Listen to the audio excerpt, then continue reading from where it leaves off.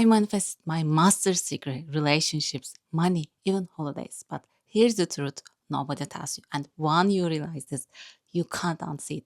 Manifestation isn't just about getting what you want, it's about understanding why you want it and how you want it. Because most people don't even realize why they are chasing what they are chasing. You don't desire what you already have, and that's the trap. Because in a world where everything feels fast and easy, the things that actually matter still feel out of reach. And there's a reason it feels that way.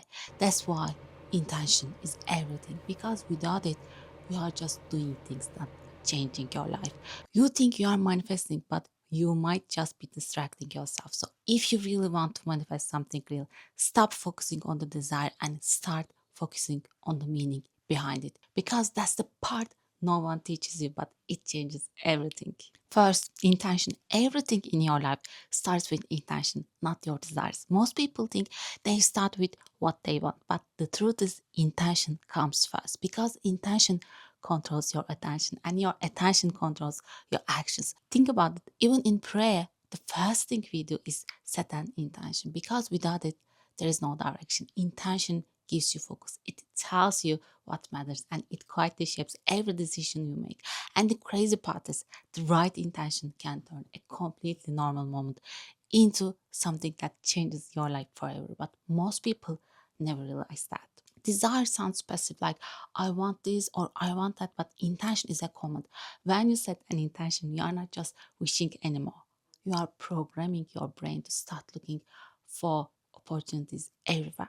This is exactly how your brain works. It filters reality based on what you decide matters. That's why when you decide you want a specific red car, you suddenly see it everywhere, not because it appeared, but because your brain finally noticed it. The truth is, nothing changed around you. Your intention just told your brain what to see. Everyone says think positive, send it to the universe, or just want it more. But then why do some people get everything so easily while others struggle for years? You will see one person blow up overnight, gain respect, and suddenly opportunities just appear. While someone else works harder, has more experience, and still gets nothing. So is it luck or is something else happening? The truth is, it's not just about desire because everyone desires. It's about what's happening underneath that most people never see. And once you understand this, you will realize why life feels generous to some and completely unfair to others. Luck. People call it luck, but research shows it's actually two simple behaviors that change everything. First, lucky people are more relaxed and open, so they notice opportunities that others miss because they are too stressed or trying too hard. Second, they expect good things to happen, and that's not just positive thinking, it actually makes them take more chances, which increases their odds of success. So it's not that life favors them, they just see more, try more, and catch more opportunities. And once you understand this, luck stops being random and starts becoming predictable. Your brain can't tell the difference between what's real and what you imagine. That's why neuroscience says it's not enough to just want something or you have to feel it, because what you feel is based on the experience you create in your mind. Think about it. When you are stressed, you are not reacting to reality, you are reacting to scenario you imagine, usually the worst one. So whether it's positive or negative, your brain tries imagination like it's real and your body follows it, which means if you are already imagining something, you are already feeling it. So the real question is, are you imagining the life you want or the one you are afraid of? Senses. Okay, so can we use this imagination and its effect on the brain in the opposite direction? Here is the part most people never try and it changes everything. For example, imagining yourself getting better to heal, or for people experiencing mental distress or unhappiness, imagining unhappy experiences, or you are worried about a particular situation. What if the way you imagine it is the only thing holding you back? It is related to an exam, a performance based situation, or a decision. So the positive thing, imagining it, and the brain perceive as if it were real. This is where it starts to become powerful. There is something called turning your face towards the good. How can we turn towards the good? For example, what we mean by how is this? Imagine that you have a Don't just think it, step into it. Imagine this. Visually imagine being there, what you see there. For example, you want to go to a certain place.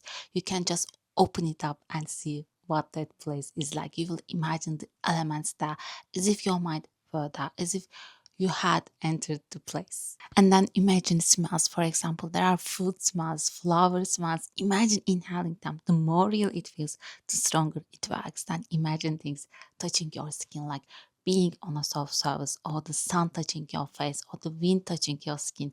So your sense of touch, then imagine testing it. Imagine the taste of something in your mouth, eating, drinking, or sharing something with someone. The taste that goes down your throat. And then there are the sounds you hear. It could be sound of waves, music. You're at a party, you are having fun, or you have said something nice to someone.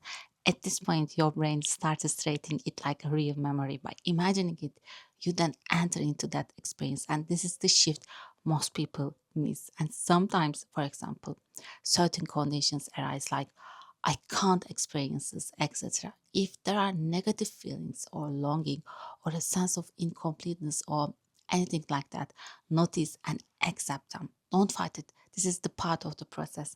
Enter into this imagination. Imagine, experience it. For example, it works like this.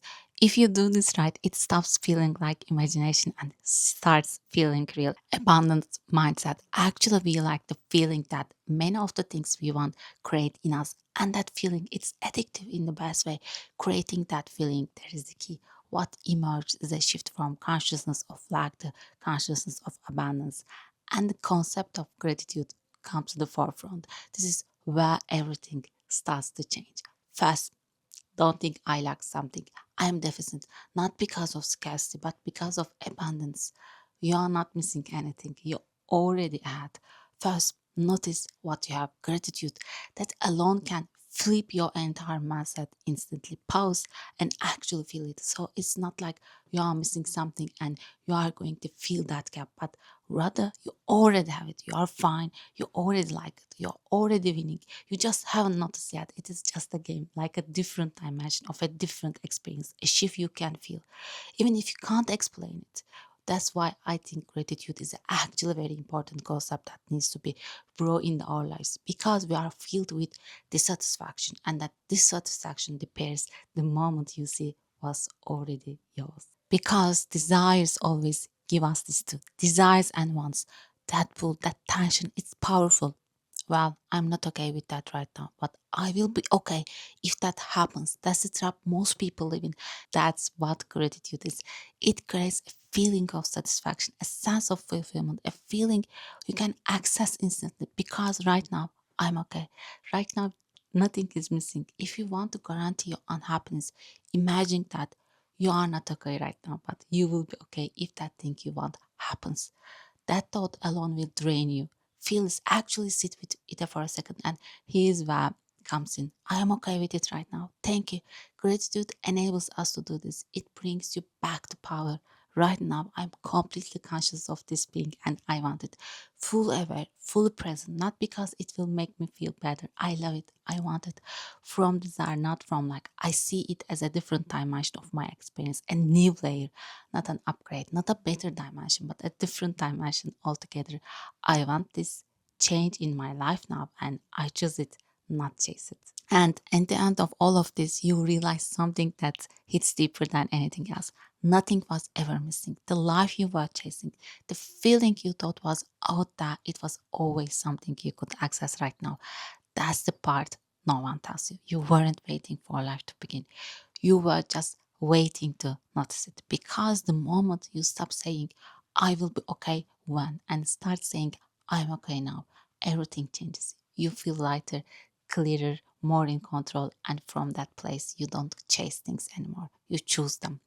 And that energy is different. It's calm, it's certain, it doesn't back, it attracts. So when you imagine your life, when you feel it, when you step into it, don't do it because you are trying to escape where you are.